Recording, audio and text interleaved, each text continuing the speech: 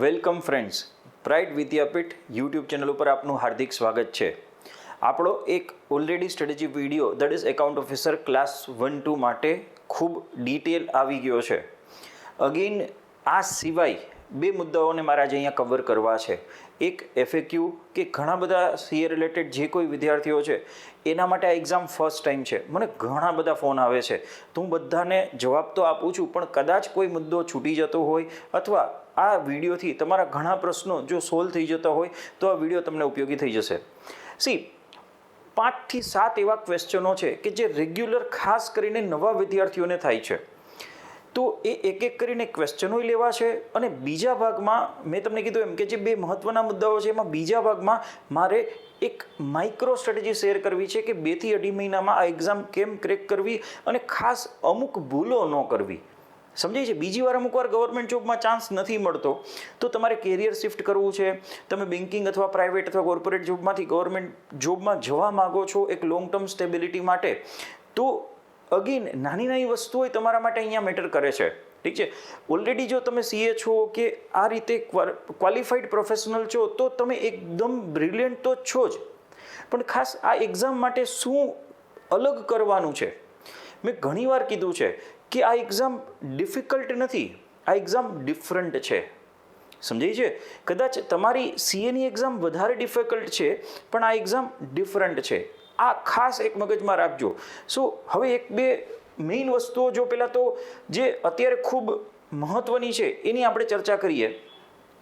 સૌથી પહેલો point, sir consent શું છે, શું કામ છે?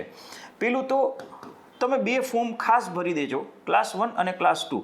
હા, પેલી વાત તો ઘણા એવું પૂછે છે કે સર અમે બંનેમાં એલિજિબલ છીએ તો ક્લાસ 1 ભરીએ કે ક્લાસ 2 ભરીએ? ક્લાસ 1 જ ભરાય નહીં કે અમને તો સારો સેલેરી મળે. મારા ભાઈ, ક્લાસ 1માં સેલેરી તો સારી જ છે, નો ડાઉટ, આપણે એની તૈયારી કરીએ, પણ ક્લાસ 1 અને ક્લાસ 2નું આખું સ્ટ્રક્ચર સરખું છે, એક્ઝામ પેટર્ન સરખી છે, તો ક્લાસ 2 ભરી દો પહેલાં તો જો તમારે હજી ક્લાસ 2નું ફોર્મ બાકી છે તો ભરી દો. 8મા પગાર પંચમાં મેં આની પહેલાંય કીધું એમ કે 1 લાખ ઉપર સેલેરી થઈ જશે, ઇવન ક્લાસ 2માંય થઈ જશે. તો અને એકવાર ક્લાસ 2 થઈ ગયા પછી પાછી ગમે ત્યારે ક્લાસ 1 આવે તો 40 વર્ષ સુધીની એજ લિમિટ છે, તો ગમે ત્યારે પાછું તમે ક્લાસ 1 થઈ શકશો. તો પહેલાં તો બંને ફોર્મ ભરી દો.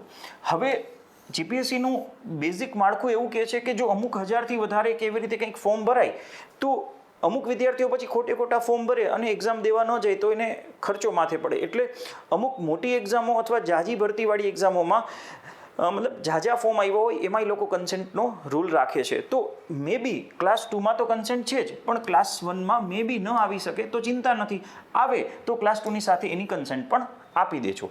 આમાં કંઈ બીજું મૂંઝાવા જેવું છે નહીં. તો કન્સેન્ટનો પ્રશ્ન અહીંયા પૂરો થઈ ગયો, બરાબર છે. પણ હા, ખાસ જે લોકો ફર્સ્ટ ટાઈમ ફોર્મ ભરે છે, જે GPSC ફર્સ્ટ ટાઈમ આપે છે, તો એ લોકો કન્સેન્ટ આપવાનું ભૂલે નહીં. 21 તારીખ છેલ્લી છે. આ પ્રશ્નનું સમાધાન કરી દીધું કે ક્લાસ 1-2 બંનેમાં અમે એલિજિબલ છીએ તો કયું ફોર્મ ભરીએ. અમુક ખાલી ક્લાસ 1નું ફોર્મ ભરીને બેસી ગયા છે, એવું ન કરો, ક્લાસ 2નું ફોર્મ પણ ભરી દો. આ 2 FAQ મહત્વના હતા. હવે સૌથી મહત્વનું કે સર અમે CMA છીએ, બરાબર છે, ફર્સ્ટ ટાઈમ તૈયારી કરીએ છીએ તો શું કરવું? અને એમાંય પાછા અમુક એવા છે કે સર 8 કલાકની તો જોબ છે, આની સાથે કે જો કરવાનું છે, બાકી કાંઈ અલગ ટાઈમ નથી. તો જુઓ, આપણે એક સરસ સ્ટ્રેટેજી બનાવીએ કે તમારા 2 પેપર છે, એક પેપર 1 અને એક પેપર 2. 2 200 માર્કના છે? તો કે હા, આ એક્ઝામનું CA જેવું નથી કે કોઈ બીજી ગ્રેજ્યુએશનની એક્ઝામ જેવું નથી બસ 50% આવ્યા કે 35% આવ્યા એટલે પાસ. ના, એવું નથી. આ એક્ઝામનું લોજિક સમજો. GPSCનો બેઝિક નિયમ શું કહે છે કે જેટલી ભરતી છે, જેમ કે આપણે ક્લાસ 2ને અત્યારે એક આપણા ઉદાહરણમાં લઈએ, જેમ કે 20 વેકેન્સી છે, જેમાં એ લોકો શું કહે કે અમે પ્રિલિમ્સ 15 ગણાને પાસ કરશું, પણ કોઈ દિવસ 15 ગણા થયા નથી, કદાચ 25 ગણા સુધી પણ પ્રિલિમ્સ પાસ થઈ જાય છે. કેમ કે દરેક કેટેગરીના કટ ઓફ ને બધું ડિફાઇન કરવાનું હોય. એટલે જોજો, મજા આવશે. તો 25 ગણાને એટલે કે 25 ટાઈમ્સ પ્રિલિમ્સ ક્લિયર કરે તો 500 લોકોની પ્રિલિમ્સ થાય. તો મોટાભાગના જે લોકો સિરિયસ કેન્ડિડેટ્સ છે એ લોકોની પ્રિલિમ્સ થઈ જવાની. હા, પણ અહીંયા ગેમ એ છે કે સમય ઓછો છે અને અમુક કદાચ જૂના વિદ્યાર્થીઓ હોય તો એ લોકો કન્સેપ્ચ્યુઅલી વધારે સાઉન્ડ હોય, એની પાસે અનુભવ હોય, તો નવા વિદ્યાર્થીઓએ શું કરવું જોઈએ? તો કે પહેલાં તો જો કોમર્સ બેકગ્રાઉન્ડથી છો અને જો તમારું પેપર 2 સ્ટ્રોંગ છે, જે ટેકનિકલ એટલે કે કોમર્સનું પેપર છે, પેપર 1 જીએસનું પેપર છે. અચ્છા, તો હવે શું કરવાનું? તો કે કોમ્પિટિટિવ એક્ઝામ માટે હું પહેલું ને છેલ્લું અને એક અમર સૂત્ર આપું છું કે competitive exam is not anything but just knowing your strength and weaknesses. તમારી સ્ટ્રેન્થ વીકનેસીસ ડિફાઇન કરો. અચ્છા, જે લોકો ઘણા સમયથી જીપીએસસીની તૈયારી કરે છે એની સ્ટ્રેન્થ જીએસ છે, અને જે સીએવાળા લોકો છે અથવા કોમર્સમાં થોડા એક્ટિવ છે એ લોકોની સ્ટ્રેન્થ ટેકનિકલ પેપર છે. બેયને એક સરખી ગેમ મળે છે. અચ્છા, લાસ્ટ ટાઈમના કટ ઓફ જુઓ તો કે ક્લાસ 2નો લાસ્ટ ટાઈમનો કટ ઓફ 120થી 125 માર્કનો હતો. That is out of 400. મતલબ ખૂબ ઓછો કહેવાય, ખૂબ ઓછો કહેવાય.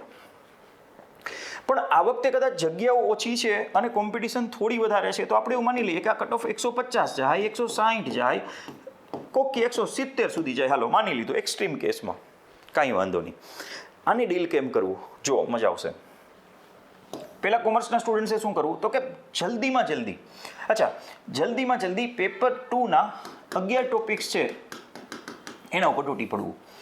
પહેલું તો એવો પ્રશ્ન આવે કે સર અમારા સીએના મોડ્યુલને અમે સીએમાં જે કર્યું છે બધું કરી નાખી. એ મારા ભાઈ નહીં, એટલું બધું જરૂરી નથી. પાછું સૂત્ર યાદ કરો. શું આ એક્ઝામ અઘરી નથી, અલગ છે, ડિફિકલ્ટ નથી, ડિફરન્ટ છે. અહીંયા કન્સેપ્ટ્સ ઘણા બધા લખ્યા છે, પણ ખાસ કરીને પ્રિલિમ્સની જ્યારે ફર્સ્ટ સ્ટેજની વાત કરીએ તો ટોપિક વાઇઝ સ્ટેટમેન્ટ બેઝ ક્વેશ્ચનો છે. તો જ્યાં તમારે ખાલી એ સ્ટેટમેન્ટ ઉપરથી જજ કરવાનું છે કે આ સ્ટેટમેન્ટ સાચું છે, ખોટું છે. જે ઓલરેડી જે જીપીએસસીની પેટર્ન છે એ પ્રમાણે જ ક્વેશ્ચનો છે.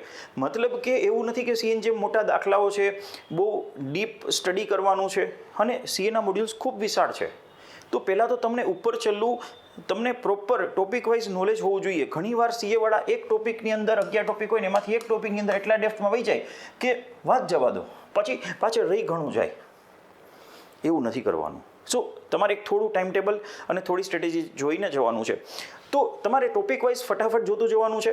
હવે એક ટોપિક પકડો, સપોઝ કે ફાઇનાન્શિયલ અકાઉન્ટિંગ એટલે કે પેલો ટોપિક, તો એની અંદર તમે જોશો ને તો બહુ બેઝિક વસ્તુઓ જ છે કે જો સીએવાળા કે કોઈ પણ કોમર્સના સ્ટુડન્ટ્સ ભણી ગયા હોય. અચ્છા, મેં મારી એપ ઉપર તો શું કર્યું છે એના માટેનું બેઝિક અન્ડરસ્ટેન્ડિંગ મળે એટલા સરસ વિડીયો, એના માટેના 2 ટોપિક મતલબ ટોપિક વાઇઝ પીડીએફ જે બંને ભાષામાં પ્રિન્ટેબલ છે, ગુજરાતી અંગ્રેજી, એટલે અને એકદમ શોર્ટ રાખ્યા છે કે જે એક્ઝામમાં પૂછાય એ રીતે. અને પ્લસ મેં તો એ તમને આપી દીધા છે પીવાયક્યુ. તો તમે પીવાયક્યુ ખાસ જોશો તો તમને સમજાશે કે ભાઈ અહીંથી શું કરવાનું છે. તો પીવાયક્યુ ઓલરેડી મેં પ્રાઇડ વિદ્યાપીઠ એપ્લિકેશન ઉપર તમારા માટે ફ્રી ડાઉનલોડેબલ રાખેલા જ છે, તમે જઈને જોઈ શકો છો. એટલે તમારે શું કરવાનું કે એક ટોપિક ફટાફટ ખતમ કર્યો, એના પીવાયક્યુ ચેક કર્યા કે હા મને આવડી ગયું, યસ. સીએના મોડ્યુલ તમને આવડે કે ન આવડે, કે તમારા સીએમએસ સીએસ કે તમને કોઈ મોટી બુકો આવડે કે ન આવડે, એનાથી મને કાંઈ ફરક નથી પડતો, એક્ઝામને કાંઈ ફરક નથી પડતો. એને તમારા પ્રિલિમ્સના પ્રશ્નો સોલ્વ થાય એનાથી ફરક પડે છે. અચ્છા, નેક્સ્ટ. તો આ રીતે એક એક ટોપિક ક્લિયર કરતા જાઓ. શું કામ? અચ્છા, તો આ 11 ટોપિક છે એને ક્લિયર કરતા કદાચ 1 મહિનાનો તમને સમય લાગી જાય, હું એવું માની લઉં. બરાબર છે? હા, આમાં એક ટ્વિસ્ટ છે. ખાસ કરીને જે તમારા સીએ સીએસ અથવા સીએમએમાં નથી આવતા એવા ટોપિક્સ પણ છે. એક ઇકોનોમીનો અમુક પોર્શન છે જે 3 ભાગમાં ડિવાઇડેડ છે, જેમાં international business, IMF, world bank, WTO, balance of payment, આવું બધું છે. એ ઉપરાંત ખાસ કરીને જુઓ તો બેન્કિંગ ઇન્સ્ટિટ્યુશન્સ છે જે ડિટેલમાં છે, નોન બેન્કિંગ ફાઇનાન્શિયલ ઇન્સ્ટિટ્યુશન્સ છે જે ડિટેલમાં છે, જેમાંથી ઘણા પ્રશ્નો આવે છે. તો એવા ટોપિક ઉપર ખાસ તમારે થોડું ઇન્ટરનેટ સર્ચ કરવું પડશે. હા, હું તો આ ઘણા સમયથી યુપીએસસી આઈએસના કોચિંગમાં બહુ ડિટેલમાં જીપીએસસીમાં બધું ભણાવું છું, એટલે મેં તો આ બધું અવેલેબલ વિડીયો સાથે કરાવી દીધું છે. પણ હા, જો તમે ક્યાંય કોઈ કોર્સ કે કંઈ જોઈન નથી કરતા તો તમારે આના ઉપર ખાસ ફોકસ વધારે કરવું પડશે અને ઝડપથી એના માટે કંઈક મટીરિયલ ગોતવું પડશે. ઠીક છે? તો 11 ટોપિક તમે પહેલાં ફટાફટ કવર કર્યા. હવે તમે પેપર 1 ઉપર કૂદકો મારો. એવું બનશે કે 11 ટોપિક કવર કર્યા પછી હા તમારે પહેલાં આ જ કવર કરવા પડશે, આ જ કરવા પડશે અને આ જ કરવા પડશે, અને ટ્રાય કરવાની છે કે પહેલાં જ ગાયે તમને આમાં 100+ માર્ક્સ તો થઈ જ જવા જોઈએ. જો કોમર્સ તમારી આ સ્ટ્રેન્થ છે, તો જો તમારી સ્ટ્રેન્થ છે ત્યાં તમને માર્ક નહીં આવે તો તમારી વીકનેસમાં તો તમને માર્ક નહીં જ આવે. તો તમારી સ્ટ્રેન્થ જે કાંઈ છે એમાં 100 ઉપર માર્ક તો જોઈએ. અને હું નેટ માર્ક કહું છું આફ્ટર રિડક્શન ઓફ નેગેટિવ 0.33 કે જે કંઈ નેગેટિવ માર્કિંગ છે એ ખાસ કન્સિડર કરવાનું છે. સમજાય છે? એવું ન થાય કે ભાઈ તમે જે કંઈ નેગેટિવ માર્કિંગ છે એને ધ્યાનમાં લીધા વગર એમને અંધાધૂંધ ટીક કરી નાખો અને માર્ક જતા રહે. હું નેટ માર્ક કહું છું 100+ થવા જોઈએ. અચ્છા, હવે પેપર 1માં ગેમ સમજો. પેપર 1માં હિસ્ટ્રી, કલ્ચર, જ્યોગ્રાફી, પોલિટી આવું બધું છે. એ ઉપરાંત ઇકોનોમી છે, બરાબર, કરંટ અફેર્સ છે, સાયન્સ એન્ડ ટેક છે અને મેથ્સ રિઝનિંગ છે. હવે તમે જુઓ, જે કોઈ કોમર્સ બેકગ્રાઉન્ડના વિદ્યાર્થીઓ છે, ઇવન સીએ કરેલું છે કે કંઈ પણ કરેલું છે, તો એ લોકોને મેથ્સ રિઝનિંગ આવડે છે, કેમ કે ફાઉન્ડેશનમાં ફર્સ્ટ યરમાં ભણી ગયા છે. પ્લસ કરંટ અફેર્સ માટે તમે કોઈ પણ એક મેગેઝિન તમારે વાંચવાનું થાય. હું 2 વસ્તુઓ કરંટ અફેર્સ માટે સજેસ્ટ કરું છું. એક મંથલી મેગેઝિન. અચ્છા, એમાંય પણ કેટલા મંથનું? તો કે ભાઈ સપોઝ કે જૂનમાં એક્ઝામ છે અને જીએસની એક્ઝામ તો જૂનના સ્ટાર્ટિંગમાં છે, એટલે જૂનને ઇગ્નોર કરો. આગલા 3 મહિના પકડો, મે, એપ્રિલ, માર્ચ, અને હું તો કહું ફેબ્રુઆરી વાળો લઈ લો. શું કામ? તો કે ફેબ્રુઆરી વાળું એટલો લઈ લો કે એમાં બજેટ 2 આવી ગયા હશે, તો ગુજરાત અને ભારતના બજેટ થોડું કવર થઈ જાય એવી રીતના તમે આનો યુઝ કરી લો. તો 4 કોઈ સ્ટાન્ડર્ડ પ્રકાશનના, યુવા ઉપનિષદ છે, લિબર્ટી છે, XYZ કોઈ પણ, હું કોઈના નામ સાથે જોડાયેલો નથી, પણ હા, તમને આમાંથી કોઈ પણ ગમે છે તો તમારા નજીકના બુક સ્ટોરમાંથી કરંટ અફેર્સ માટે એક આ લઈ લો. હા, બીજી એક વસ્તુ હું થોડી સજેસ્ટ કરીશ, પાક્ષિક મેગેઝિન.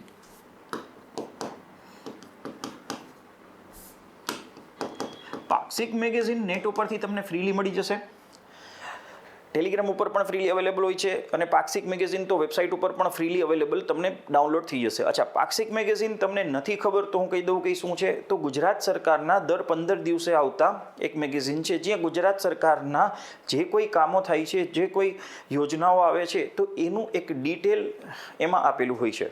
એ પણ આખા નથી વાંચવાના. જે અમુક કામની યોજનાઓ કે એવું કંઈક લાગે કે ભાઈ આમાંથી MCQ નીકળી શકે એમ છે, તો એને એક ઉપર છેલ્લું ફટાફટ જોઈ લેવાનું છે.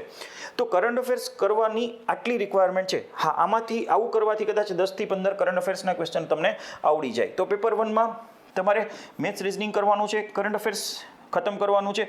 હા, ઇકોનોમિક્સ કરો તો ધી બેસ્ટ. જે કોમર્સના વિદ્યાર્થીઓ છે, જે પેપર 2માં જે કરે છે, એમાં ઇકોનોમિક્સ અડધું પડધું આવી જાય છે, અને બાકીનું નથી આવતું એ પણ અલગથી કરી લે ઓલરેડી. હા, મારી પ્રાઇડ વિદ્યાપીઠ ઉપર મેં પેપર 2નો આખો ડિટેલ કોર્સ તો મૂકેલો જ છે, જેમાં 11 ટોપિક છે, ને એમાં હું ઇકોનોમી તો આખું ફ્રી આપું છું, GSનું. સમજાય છે? એટલે તમારું કામ એમાં બહુ સરસ થઈ જાય છે, કેમ કે હું ઘણા વર્ષથી IAS માટે સ્પીપામાં બધું ભણાવું છું. તો આ 3 પોઈન્ટ થઈ ગયા. પછી જો તમે કમ્ફર્ટેબલ છો તો પોલિટીનું કામ કરો. પોલિટી થોડું તમને ઇઝી પડશે, ખાસ કરીને જે લોકો લો સાથે જોડાયેલા છે, કોન્સ્ટિટ્યુશન થોડું ઘણું ભણેલા છે, તો એ પોલિટી થોડું વાંચી લે. હા, એક વાત યાદ રાખજો, ખાસ યાદ રાખજો, આ એક્ઝામ માટે એક સરસ વાત યાદ રાખવા જેવી છે. એકાઉન્ટ ઓફિસરની એક્ઝામ માટે જો તમે અપિયર કરી રહ્યા છો તો પેપર નંબર 1, જો તમે કોમર્સ બેકગ્રાઉન્ડથી છો તો, અને જીપીએસસીની રેગ્યુલર તૈયારી નથી કરતા, તો પેપર નંબર 1 ઇઝ અ સેવર. સેવર મતલબ કે જ્યાં તમારે માર્ક બચાવવાના છે. Paper number 2 is a scorer, કે જ્યાં તમારે માર્ક મેક્સિમમ સ્કોર કરવાના છે. હા, અહીંયા બચાવવાની સાથે જવાનું છે, એક બચાવવાની અપેક્ષા સાથે જવાનું છે કે ભાઈ હું આ પેપરમાં 50 લઈ લઉં, અને આ પેપરમાં જો 120 આવી ગયા તો હું 170 પહોંચી જાઉં. હા, અહીંયા 100 માર્કનું કરીને ગયો છું, 70 આવી જાય, બરાબર છે, તો કામ થઈ ગયું. હા, સાયન્સ એન્ડ ટેકના પ્રશ્નો ઘણા થોડા જનરલ હશે, અમુકમાં તો જવાબ 1 2 3 જ આવતા હશે. તો આવા તમને જે કંઈ જવાબો મળે છે એને પ્રોપર ટીક કરતા જાઓ, અને બની શકે તો આ પેપરમાં 50 70 કદાચ, બસ આમ તો 60 70 લઈ લો ખાલી, બસ મારું કેવું એ છે, બરાબર છે. અમુક કદાચ વિષયો તમને નથી થઈ શકે એમ, હિસ્ટ્રી, કલ્ચર, જ્યોગ્રાફી, જો નથી થઈ શકે એમ તો ફાઇન. જો સમય છે તો હું એક એવું કરીશ કે મારા કોર્સમાં છે ને એક આખું સરસ લિસ્ટ આપીશ, સૌથી મહત્ત્વના ટોપિક, કે ભાઈ ચલો હિસ્ટ્રી છે તો એમાં જૈનિઝમ, બુદ્ધિઝમ, વૈદિક સંસ્કૃતિ, અથવા પ્રાચીન હિસ્ટ્રીમાં અમુક વસ્તુઓ, તો એવા કંઈક હું એક લિસ્ટ આપી દઈશ. પોલિટીમાં એક આખું લિસ્ટ આપી દઈશ કે ફંડામેન્ટલ રાઇટ્સ છે, ઇમરજન્સી છે, તો જેમાંથી રેગ્યુલર પ્રશ્નો પૂછાય છે ને એવા ટોપિક્સનું લિસ્ટ આપી દઈશ. સમજાય છે? કે જે તમે ઇઝીલી વાંચી શકો. અને ઇવન પેપર 1 માટે જે મટીરિયલ જરૂર લાગશે એ હું મારા કોર્સમાં મૂકતો જાઉં છું, એટલે ઘણા વિદ્યાર્થીઓ છે એને ખબર છે. તો આમ જોવા જાવ તો તમારે શું કરવાનું છે, થોડું કૂદી પડવાનું છે અત્યારે. પેલું પેપર 2 જેટલું વહેલું ખતમ થાય અને ટોપિક વાઇઝ તૈયારી થઈને MCQ સોલ્વ થતા જાય એટલે ખબર પડી જાય કે આ કામ થઈ ગયું, અને બાકીનું આમાં આપણે થાય એટલું કવર કરી લેશું. એનાથી ઊંધું જીપીએસસી વાળાએ પણ આ ફોર્મ ભરવાનું છે, એને આનાથી ઊંધો અપ્રોચ અપનાવવાનો છે. પેપર 1માં મેક્સિમમ સ્કોર કરવાનો છે, એટલે એને તો બધાય આંગળા ઘીમાં છે. શું કામ? તો કે જો જીપીએસસીમાં વધારે સ્કોર થઈ જશે તો જીપીએસસીની પ્રિલિમ તો થઈ જ જશે, સાથોસાથ આની પ્રિલિમ થઈ જશે તો એને 2 પ્રકારની મીન્સ આપવાનો ચાન્સ મળશે, તો ગમે એમાંથી તમે અધિકારી થઈ શકશો.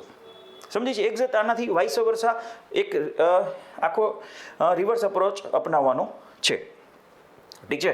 સો ઘણી બધી વાતો મેં મારા મગજમાં હતી, તમારા કંઈ ડાઉટ્સ હતા એ બાબતે ઘણી બધી વાતો ક્લિયર કરી દીધી કે કેમ તૈયારી કરવી, પણ બને ત્યાં સુધી ટોપિક વાઇઝ તૈયારી કરો, MCQ સોલ્વ કરતા જાઓ અને સ્યોરિટી લેતા જાઓ કે હા એક્ઝામમાં પૂછાય છે એ રીતના ટોપિક મને આવડે છે, એટલું કન્ટેન્ટ આવડે છે, ન વધારે ડિટેલમાં જવાનું છે, ન કે એકદમ શોર્ટ કરવાનું છે.